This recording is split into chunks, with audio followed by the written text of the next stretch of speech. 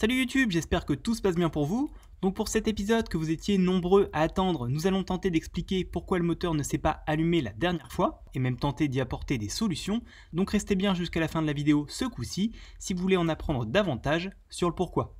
Sinon, petite précision quand même, puisque j'ai vu que ça en avait dérangé certains, mais si j'ai décidé de ne pas remettre un allumeur la dernière fois, c'était pour pouvoir comprendre pourquoi ce non-allumage s'était produit, sachant que ce type d'événement ne m'était encore jamais arrivé. Et commençons donc par reprendre les images que voici, afin d'analyser au mieux ce qui s'est passé.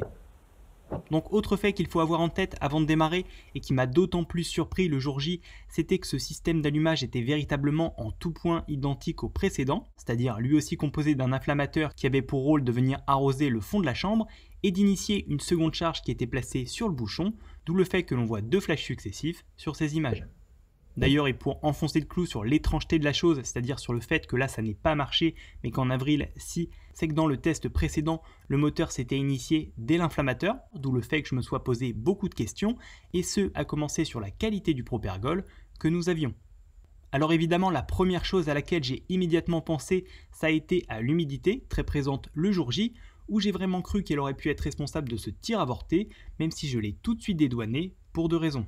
Donc la première, c'était qu'en démontant le propulseur, je me suis tout de suite rendu compte qu'il n'y avait pour ainsi dire aucune trace d'humidité, ce qui m'a tout de suite rassuré sur l'hygroscopie de notre Propergol. Et deuxième élément, c'est que j'ai aussi pu allumer une partie d'un des blocs de Rocket Candy, même si j'ai un tout petit peu galéré, donc bizarre.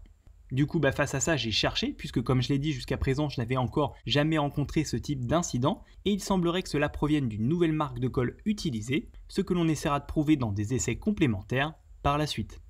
Sinon, pour finir cet épisode, sachez que ce n'est pas la seule chose que j'ai pu découvrir grâce à cet échec, au moins j'ai pu en apprendre énormément, c'est le moins qu'on puisse dire,